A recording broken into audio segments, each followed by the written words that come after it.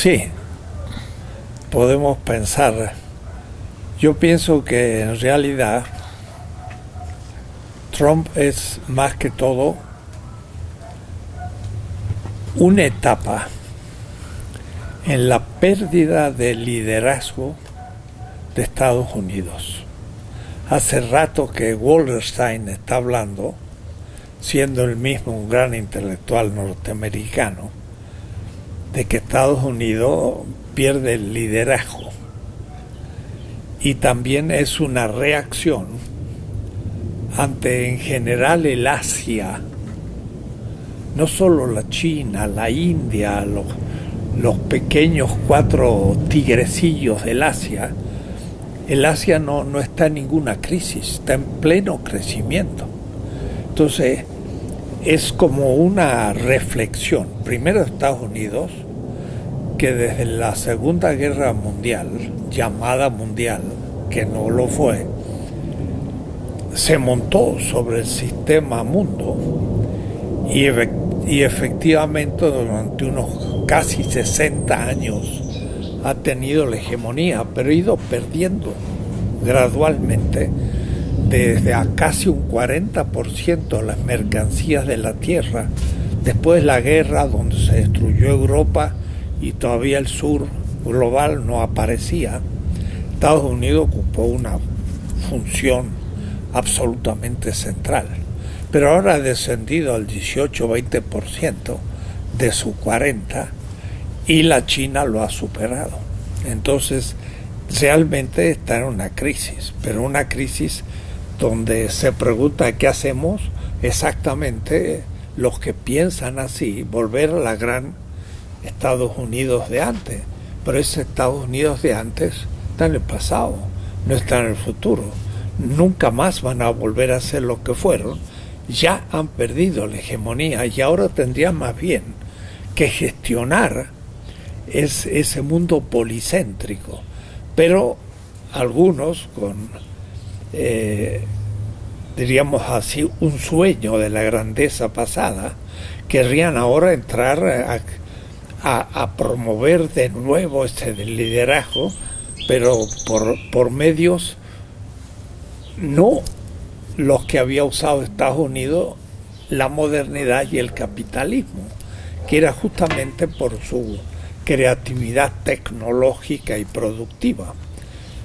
Alemania es el poder mundial que más exporta, y sobre todo de una industria media que es la que da los productos que permiten la producción de productos. Son pequeñas empresas en ciertas regiones alemanas, de Stuttgart y demás, donde las empresas son 300 o 400 empleados, pero de alta tecnología, que producen los instrumentos más sofisticados para la gran industria. Y los chinos, que están produciendo ya más que Estados Unidos, en las mismas normas del neoliberalismo, incorporando 20, 30 millones de campesinos a la región industrial. 30 millones significa un país por año, y tienen para muchos años todavía, porque tienen más de 600 millones ahí a un nivel de campesinos pobres junto a una industria altamente desarrollada, pero ya no a la manera imitativa, ahora ya a nivel creación tecnológica de punta. Y Estados Unidos no sabe cómo incentivar la propia. Los mismos europeos saben que ya tienen una posición secundaria, hasta ahora apoyados en Estados Unidos, pero les está fallando ahora el sustento, porque esta visión nacionalista contradictoria, porque por una parte quiere crear más trabajo interno, pero es demasiado caro, y en la proyecto neoliberal los productos van a tener más precio y no se van a vender, quiere decir que todavía va a disminuir la fuerza de trabajo, porque Estados Unidos no va a poder competir. El retiro en el Tratado del Pacífico pues el único que sale beneficiado es los chinos, y son los que hablan de la libertad de comercio ahora, ¿no? Uh-huh. Un país cuya élite es stalinista, pero al mismo tiempo tienen el sistema bancario en manos del Estado, lo cual es una solución muy especial. No es un capitalismo de Estado, es otra cosa, pero sí es un capital financiero de Estado, y se ve el fruto que rinde, porque en el mundo libre los bancos están en manos de muy poca gente, que justamente son los que ahora rodean a Trump, como queriendo ya preservar un poco el proceso de la desregulación en favor del capital financiero. Por eso se han puesto a apoyar la propuesta, pero se dan cuenta que no les está funcionando, y ese grupo que rodea a Trump lo intenta corregirlo aún, diciendo cosas contrarias a las que el mismo Trump ese día está diciendo, como en el caso de México. Quiere decir que Trump es, sí, la manifestación de una crisis americana, pero también está pasando lo mismo en Europa. Sí. El tema de la inmigración sacó adelante el racismo de grandes grupos europeos, y entonces el fortalecimiento de la derecha.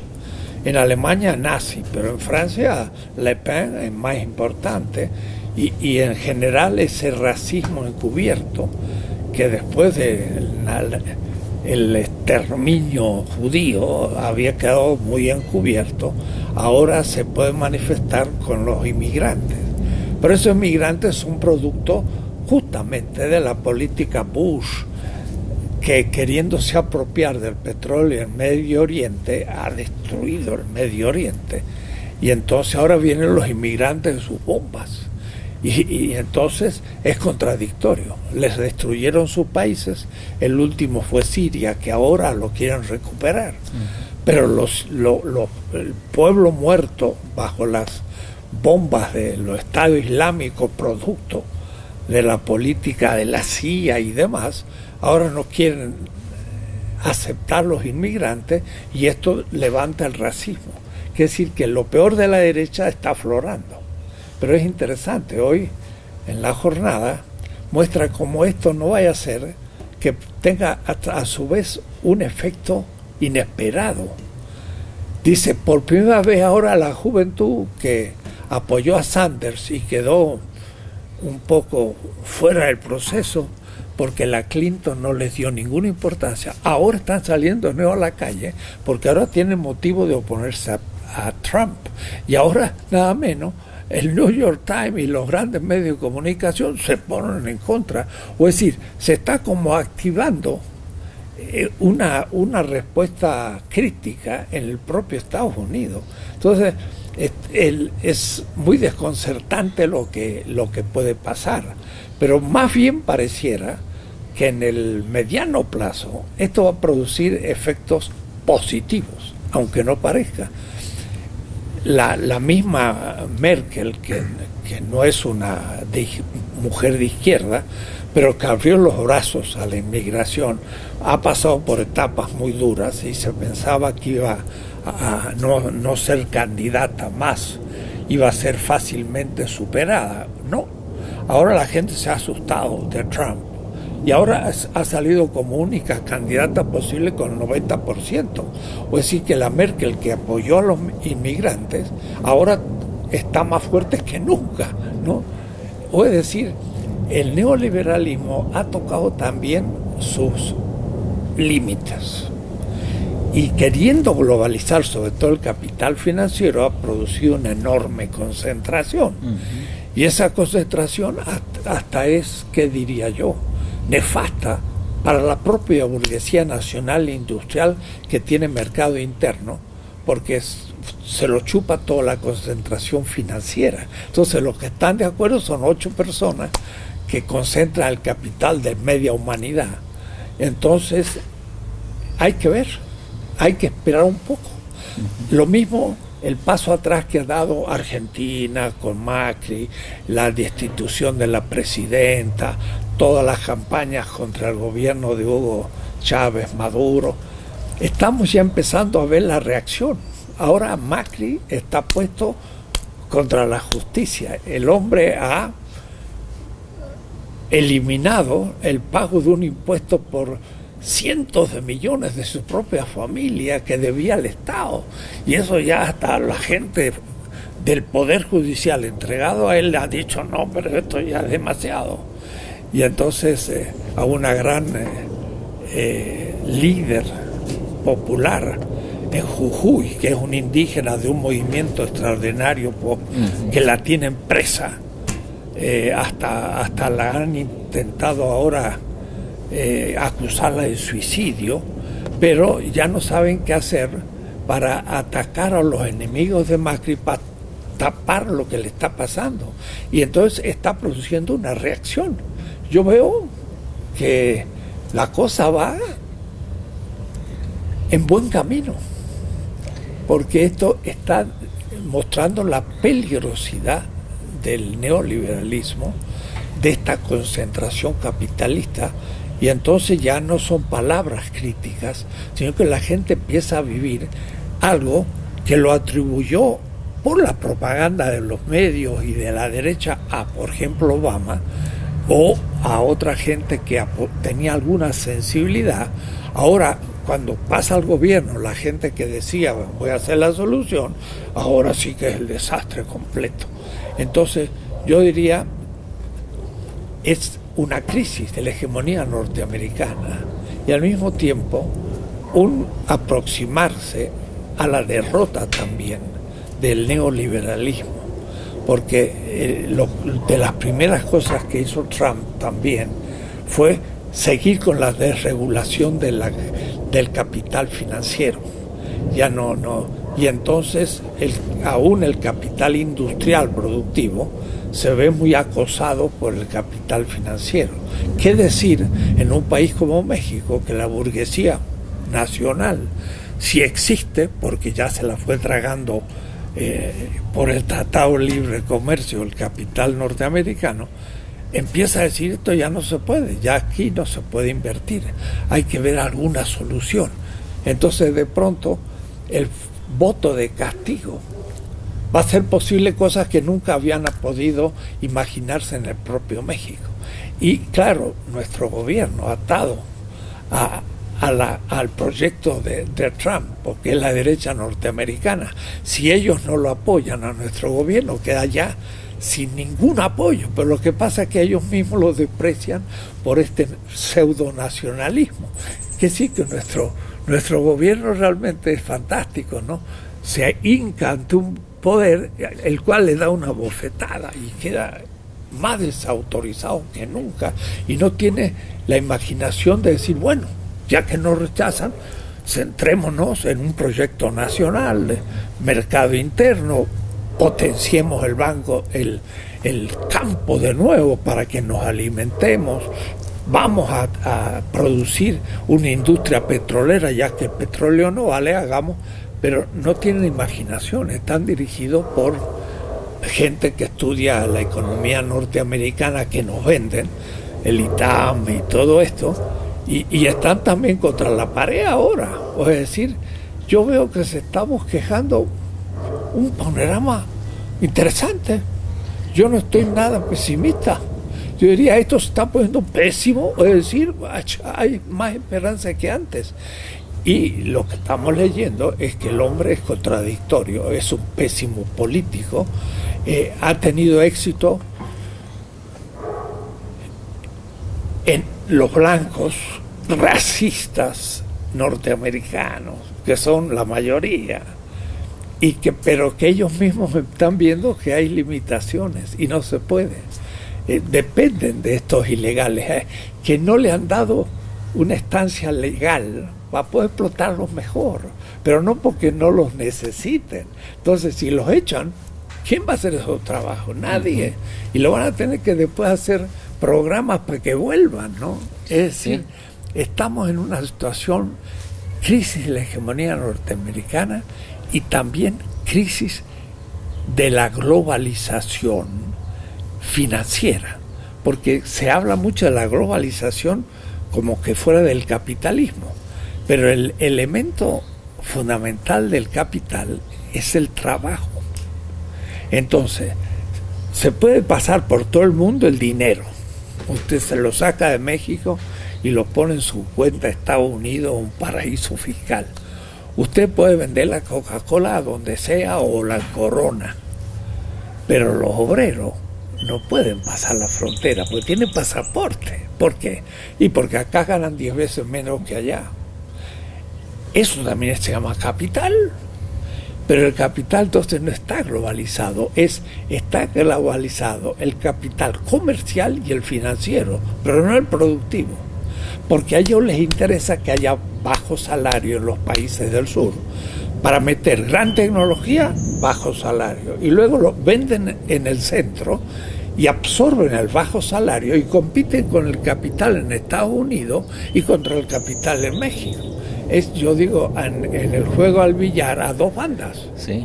Porque la gran tecnología en México liquida al capital nacional.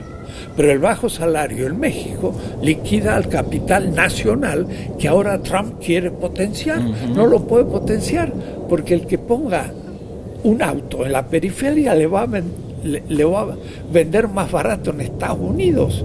Y entonces la Ford se va a fundir. No se da cuenta que es contradictorio al sistema, tendría que hacer otro sistema, pero en este no va a andar. Entonces, es crisis de la hegemonía norteamericana y crisis de la globalización neoliberal. Y por lo tanto, esta concentración de riqueza está produciendo un malestar en los países centrales que por ahora han conducido mal su protesta. Se han ido contra los extranjeros porque los han manipulado, contra la migración, sobre los árabes, terroristas. Ahora ya, mire qué interesante, se hablaba de la islamofobia. Sí. Ahora, por primera vez escuché el otro día la latinofobia. Y ahora ya somos los terroristas. Somos criminales, drogadictos, todo. Entonces, así como tenemos la idea de un musulmán terrorista, el norteamericano empieza a ver al latino terrorista. Y uno dice, bueno, nosotros no somos terroristas. Lo mismo dicen los árabes, pero les hicimos, ¿no? Somos el malo de la película. Pero eso da por un tiempito, hasta que se den cuenta, como decía Sanders, el 1% nuestro es el problema norteamericano, que nos está chupando todo el capital y nos está empobreciendo a todo el pueblo. Y eso no son los emigrantes, son los grandes banqueros que ahora están en el gobierno. Entonces, es como si atrajeran ahora a su persona. Y cuando realmente digan, ustedes son los culpables, ya no van a saber a quién echar la culpa. Las cosas van interesantes. Empieza a descubrirse el fondo del sistema. Y entonces es más difícil elaborar esa ideología neoliberal que conquistó un poco ciertas élites, sobre todo no en Estados Unidos y Europa, sino también en la periferia. Nuestra gente del ITAM enseña economía neoliberal. Esos son los enemigos internos que tenemos, que no son capaces de pensar un proyecto de autonomía nacional ante Estados Unidos. Si no es integrándonos a Estados Unidos, no tenemos más destino. Y como no nos aceptan, ya lo dije, se quedan de pronto sin saber qué hacer. Y que no saben qué hacer, pues la teoría no les da. Hay que usar otra teoría, pero no la tienen. Sí.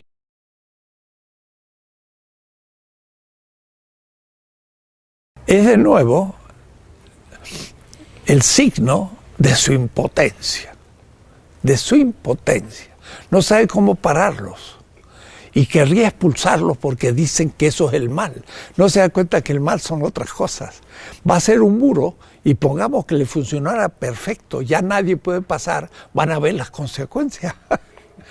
Van a querer tirar el muro, porque van a dar cuenta que toda una región norteamericana se empobrece y no van a saber qué hacer con los productos agrícolas y todo. Es decir, va a ser la mejor prueba de lo que... Por otra parte, todos dicen va a ser fácilmente se puede burlar. Claro que durante un tiempo ahora crea pánico porque es más difícil y efectivamente los coyotes podrán explotar más la gente. Pero hay ciertos efectos que en el fondo el que va a perder más va a ser Estados Unidos. Y de paso México tendrá que también replantear, porque es una vergüenza que nuestra gente tenga que salir. Eso porque no tenemos buen gobierno. El campo, no ha habido política de campo nunca, no ha habido política de industrializar el petróleo. Nosotros tenemos que vender gasolina, plásticos, aceites, muchas cosas, ¿no? Vender petróleo en bruto hay que ser muy bruto. Y ahora compramos la gasolina 5 veces más del producto del petróleo porque no tenemos la manera de producir gasolina. ¿Por qué? Porque hace decenios que no hemos producido más.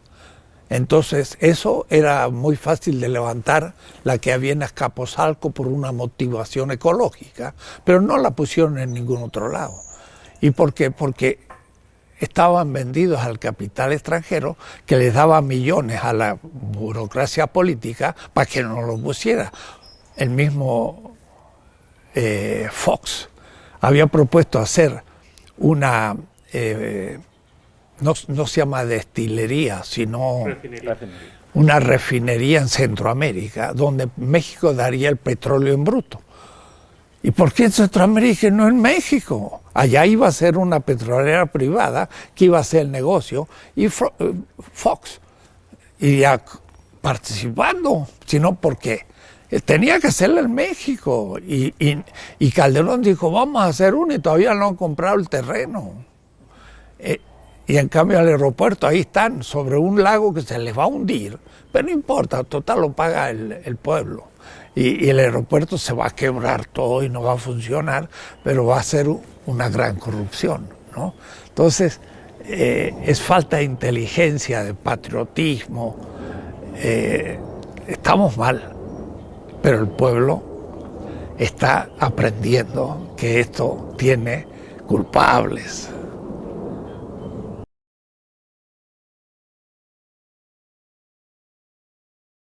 Esto exige a mediano plazo comenzar a idear estas cosas. Eso es la teoría política, económica, cultural, de género, de raza, que se está elaborando. No hay mucha claridad, porque aún la izquierda es muy moderna, en el sentido eurocéntrica. Entonces, aún la izquierda marxista tampoco tiene soluciones, porque la solución ya no es solo el capitalismo, es una política autoritaria, es un machismo en el género, es un racismo. Ahora se está usando el racismo en contra de los objetivos. Entonces, es una doctrina que estamos elaborando, pero que es mucho más global. Y por eso que decimos, la cuestión no es solo el capitalismo, como pensábamos y seguimos pensando, es la modernidad. La modernidad como proyecto de vida, con el progreso, el consumismo, una cantidad de actitudes que nos las ponemos como ideal. Aún Lula hizo pasar a 25% de pobre a clase media. Y esos votan en contra. ¿Por qué? Porque en el fin el propio Lula dice, vamos a eliminar el hambre, muy bien, pero además vamos a lograr que la gente tenga una casa, que tenga cultura, pero con un ideal moderno.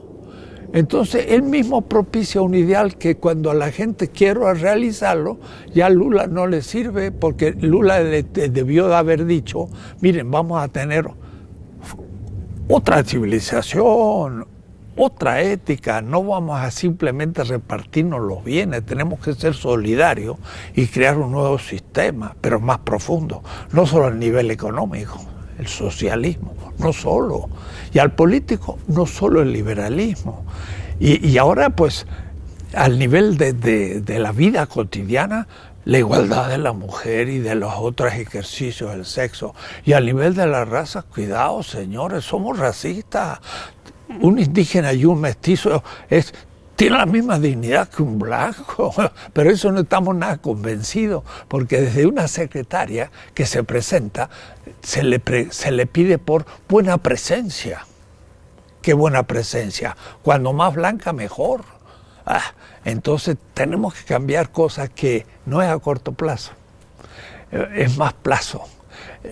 Hoy los intelectuales tienen una grave responsabilidad, pero son los primeros coloniales, eurocéntricos, y que estudiaron en Europa, y el CONACYT le dio una beca, y son doctores. Además de eso, supone un proyecto mucho más complejo. No es vamos a superar el capitalismo, vamos a superar el machismo, los movimientos femeninos. Tiene que ser una visión de conjunto, justamente de una civilización. Pues estamos hablando de la transmodernidad, pero no post, que fue un movimiento europeo moderno.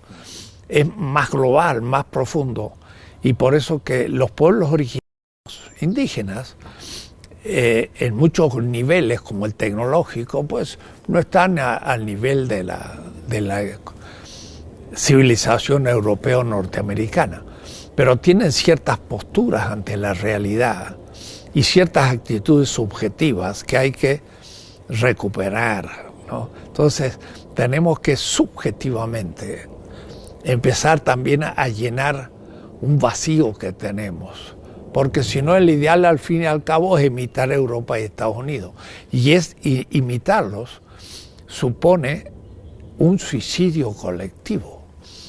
Para llevar el ritmo de vida del norteamericano necesitamos 5 planetas Tierra. Tendríamos que captar toda la energía solar en 5 planetas para poder tener un ritmo de consumo destructor, porque ellos gastan 20 veces más de energía no renovable que un indio de la India. Entonces tenemos que hacer una transformación muy radical del proyecto, y eso toma tiempo, y nadie lo tiene hecho, y las alternativas históricas no se construyen a priori, sino a partir de prácticas. Bueno, tenemos un siglo para una nueva civilización, por lo menos, y no va a ir más rápido. Ahora, cuidado, un proyecto progresista ayuda a comenzar a desbloquear aspectos, y es mucho más que un derechista que se camina al suicidio colectivo y empeora la cosa brutalmente, ¿no? Pero aún el cardenismo nacionalista y demás es lo mejor que tuvimos en el siglo XX en México, igual que muchos otros en América Latina. Pero al decir lo mejor que tuvimos, podría también decirlo negativamente. Entre lo malo, el mejor. No es el ideal tampoco, pero es lo que un realismo crítico político debe saber. Lo ideal, primero, nadie puede decir cuál es. Y entonces alguien dirá, bueno, como usted no tiene una alternativa a la modernidad, al capitalismo, cállese. No, nunca fue así. En el siglo XVII ni nadie sabía que estaba construyendo el capitalismo, todos estaban en contra del feudalismo. Y en Inglaterra hasta el siglo XVII el feudalismo era hegemónico. La burguesía era muy chiquita, pero tomó el Parlamento y desde el Estado hizo una sociedad burguesa y liquidó el feudalismo. Ni sabía lo que estaba haciendo. No sabía que era el capitalismo lo que estaba haciendo. Eso en el siglo XIX recién más le puso un nombre y lo analizó y dijo esto no funciona y por qué. 4 siglos después de su existencia. O es decir, los proyectos se viven históricamente a partir de alternativas pequeñas que son las que van a ser generalizables. Pero a veces no sabemos cuáles son a nivel económico, político, cultural. Hay que tener criterios de saber elegir entre los medios que se van presentando. Entonces, los gobiernos progresistas los que defienden nuestras culturas tradicionales, los que se definen por una autodeterminación de política del campo, industria, cultura, son los que abren espacios creativos en nuestros países. Eso fue el cardenismo. Y entonces muchos le dicen, eso es populismo. Mire, la extrema izquierda dice, eso no es revolución. Y la extrema derecha dice, eso es populismo. Y bueno, si es lo menos malo que tenemos por el momento, ¿desde dónde se van a abrir otras cosas? En política hay que distinguir entre el pragmático, que define la política como confrontación y poder negociar la salida para ejercer el poder, sin principio. Y la misma Rosa Luxemburgo decía, claro, ellos no tienen ningún límite porque pueden elegir cualquier cosa para seguir ejerciendo el poder. No, la política exige tener un contenido, y el contenido es, lo más importante es justamente desde las víctimas del sistema, superando su estado de sufrimiento y dominación, mejorar todo el sistema. El punto de partida es desde el oprimido, ese es el contenido. Si yo logro a las víctimas sacarlo de su estado de defección, todo el sistema mejora. Pero a veces hay que ser muy estratégico y tener inteligencia práctica para lograr vencer y poder ejercer el poder obediencial. Y ahí hay que tener principios. Entonces una cosa es tener principios ideales que me impidan ser práctico, y otra cosa es ser práctico y sin embargo tener contenidos. Eso yo llamaría un realismo crítico y no un puro realismo. Entonces a veces la extrema izquierda tiene aparentemente principios, pero también los que defiende son principios que pueden ser pensados, pero que no pueden llevarse a la práctica. Y creen que se puede. Entonces son peligrosos porque quieren realizar lo imposible. y entonces hacen problemas, ¿no? Los otros son los que dicen las instituciones y el orden es perfecto y entonces no hay que cambiarlo. Y el que está en contra de la ley o contra las instituciones hay que meterlo preso. Tampoco. El asunto es que cuando algo hay que cambiar, se lo tiene que cambiar, pero en base a un contenido, es la afirmación de la vida, la felicidad de la gente. Y eso es un principio rector que es fácil enunciar rápido, pero, en fin, eso para mí consiste en toda la filosofía política, ¿no? Y entonces tener un pensamiento realista y crítico. Yo creo que en América Latina hay movimientos progresistas que van en la línea de la historia, que hoy han recibido un fuerte golpe y que están un paso atrás. En Argentina, en Brasil, ahora también en Venezuela se muere un líder importante y bueno, el movimiento hace lo posible de seguir. Lo mismo con Correa, en fin. Pero esos movimientos progresistas han creado grandes espacios para una nueva política. Y aún el paso atrás, en el largo plazo, deben considerarse parte del aprendizaje de un pueblo, que no hay otro que la prueba y el error. Ahora están sufriendo. Entonces, la Cristina en Argentina estaba muy criticada. Sí, pues, tenía muchos errores. Pero ahora dice, aquello es una cosa ideal con respecto a lo que tenemos. Bueno, aprenda ahora, defienda a su gente aunque no sea perfecta. La política exige así y exige, sin embargo, principios éticos, pero al mismo tiempo una inteligencia estratégica. Entonces, no hay muchos intelectuales en este momento en México que apoyen un cierto liderazgo que desde hace pocos meses hubiera uno dicho, bueno, si ya sabemos que surgirán nuevos tipos de de maquinaciones y nunca un candidato realmente popular va a llegar al poder.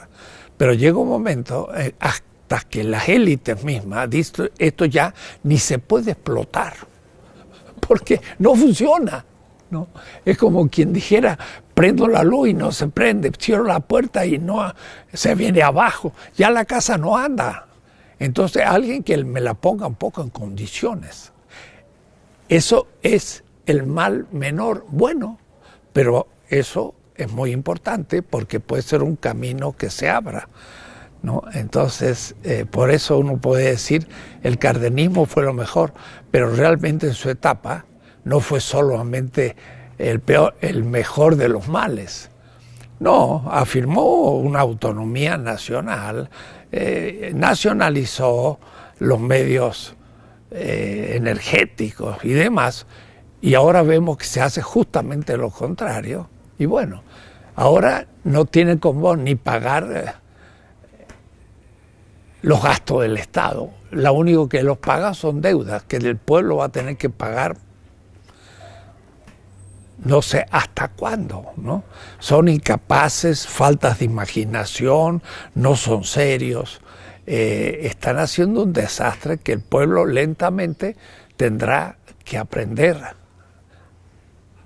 a juzgar. Si vende su voto por una tarjeta de Soriana, o ahora en el Estado de México están pintando las casas de verde y le pagan 3.500 pesos. Entonces la gente todo se pinta de verde y van a decir, ven, miren qué presencia tenemos, todo es verde. Bueno, el que pinta su casa de verde, que se acuerda lo que va a venir. Y si no se acuerda ahora, se acordará en el futuro. No hay otra manera de aprendizaje que el sufrimiento. Y eso, pero hay que hacerlo teoría y no hay que olvidarlo. Vamos por buen camino, la cosa está terrible.